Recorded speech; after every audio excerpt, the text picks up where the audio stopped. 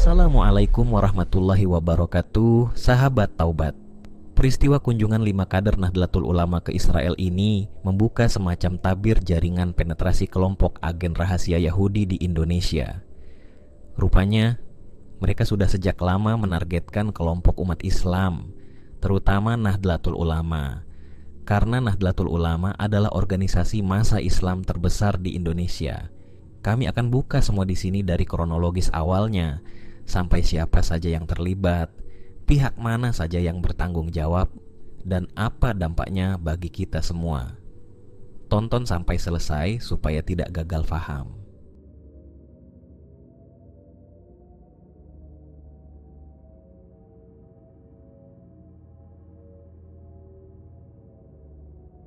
Oke, supaya tidak bingung, kita pakai kronologi saja. Kita mulai dari pernyataan Yahya Stakuf, Ketua Umum PBNU, ketika melakukan jumpa pers setelah kasus 5 kader PBNU bertemu dengan Presiden Israel. Dalam jumpa persnya, Yahya Stakuf mengatakan bahwa pertemuan itu difasilitasi oleh satu NGO yang merupakan organisasi dari Israel namanya AJC, artinya American Jewish Committee. Menurut Yahya Stakuf, AJC tersebut berperan sebagai jembatan bagi kader-kader PBNU untuk pergi ke Israel dan bertemu dengan Presiden Israel. Organisasi non-pemerintah itu berperan meningkatkan citra baik Israel dan melakukan lobi untuk kepentingan Israel. AJC ini beroperasi di berbagai negara seperti Indonesia, Irak, dan wilayah-wilayah lain. Bahkan, di situsnya juga disebutkan bahwa jangkauan mereka sampai ke negara-negara Arab seperti Uni Emirat Arab, Jerman, dan sebagainya. Jika tidak salah, ada sekitar 18 negara yang menjadi wilayah operasi untuk propaganda Israel. Dan di situsnya sendiri juga tertulis bahwa AJC mendukung Israel.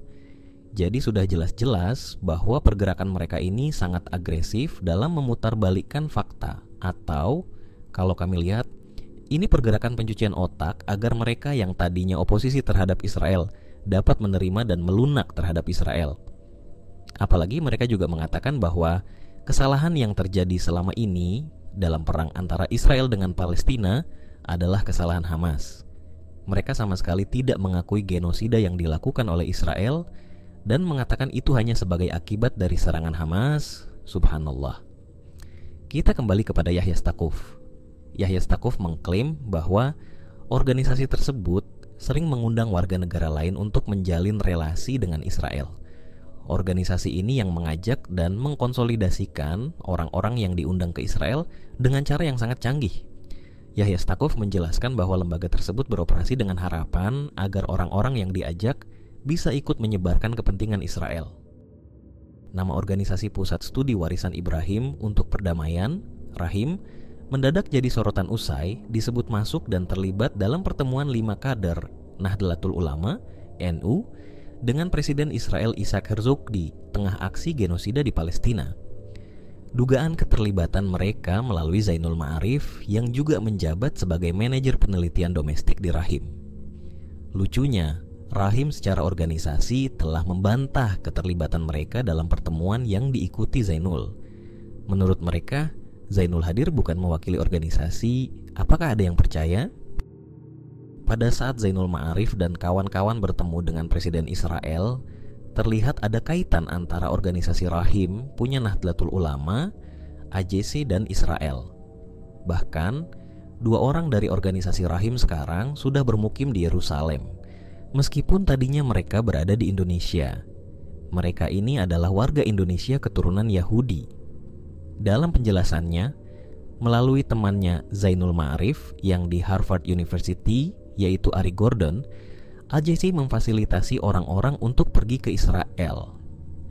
AJC merupakan salah satu jalan menuju Israel, dan Ari Gordon ini merupakan bagian penting dari itu. Ini penting untuk kita bahas soal AJC ini. Kunjungan ke Israel bukan yang pertama kali. Banyak tokoh yang sudah pernah ke Israel. Beberapa teman dari Nahdlatul Ulama juga pernah diundang ke Israel atau sekolah di sana.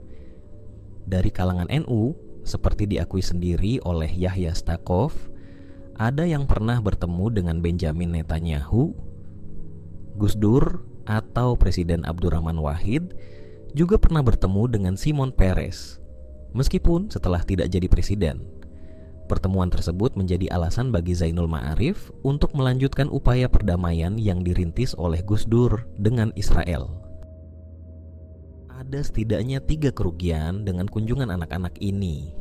Pertama, kerugian dari sisi NU, di mana nama baik NU tercoreng. Kedua, nama Indonesia juga jadi tercoreng karena Indonesia saat ini gigih menentang pembantaian yang dilakukan oleh Israel di Palestina. Bahkan dalam forum-forum PBB, Menteri Luar Negeri Retno Marsudi sangat bersikap keras terhadap Israel. Ketiga, nama Gus Dur juga dirugikan karena dibawa-bawa. Mereka harus bisa membedakan antara Gus Dur dengan anak-anak ini. Fakta tambahan, waktu Gus Dur dan Yahya Stakuf ke Israel itu lewat AJC.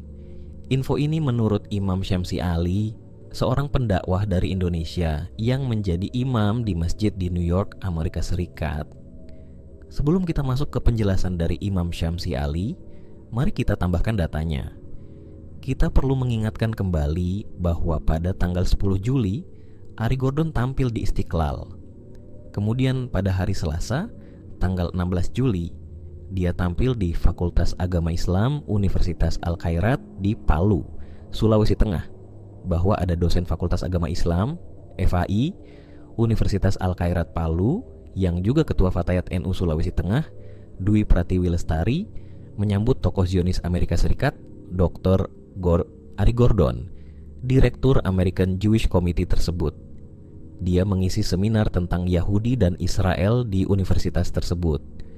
Menurut Dwi Pratiwi, dia menulis di akun Facebooknya, berkesempatan mengenal ajaran Yudaisme yang disampaikan langsung oleh Dr. Ari Gordon sebagai Direktur Hubungan Muslim Yahudi American Jewish Committee.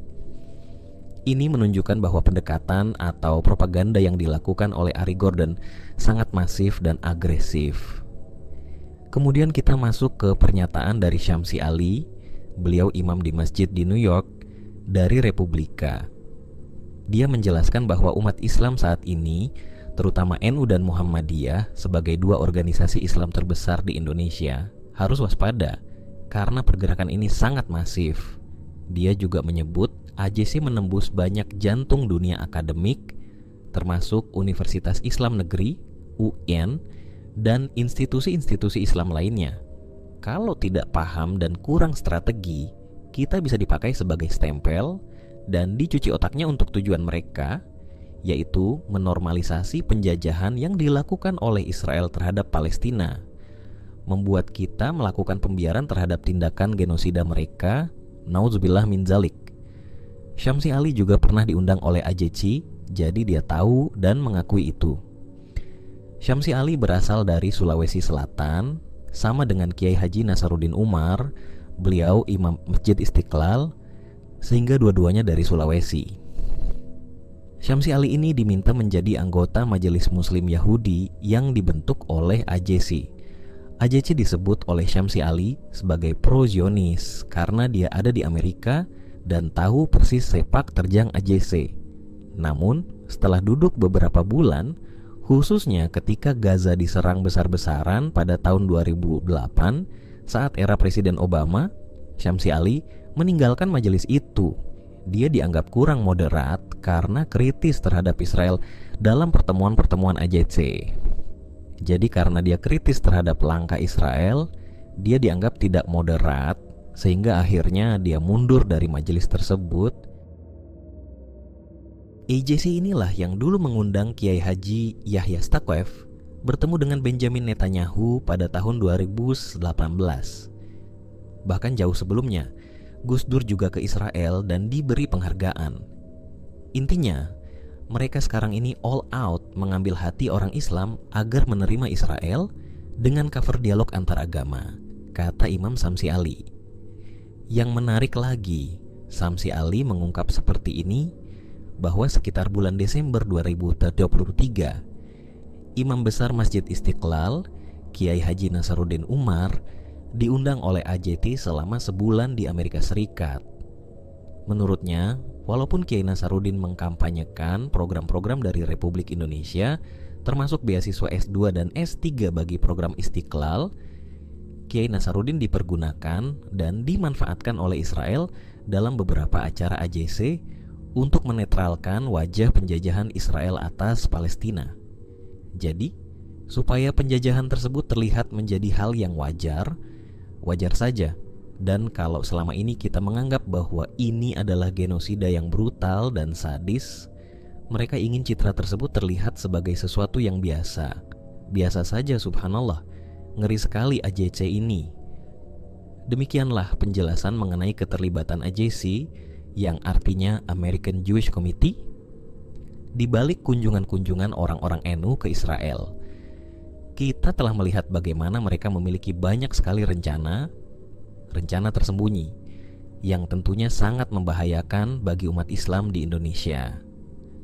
Sebagai umat Islam, kita harus selalu waspada dan kritis terhadap setiap upaya yang mencoba mempengaruhi sikap kita terhadap isu-isu global yang krusial. Mari kita jaga persatuan dan selalu memperjuangkan kebenaran demi kemaslahatan umat.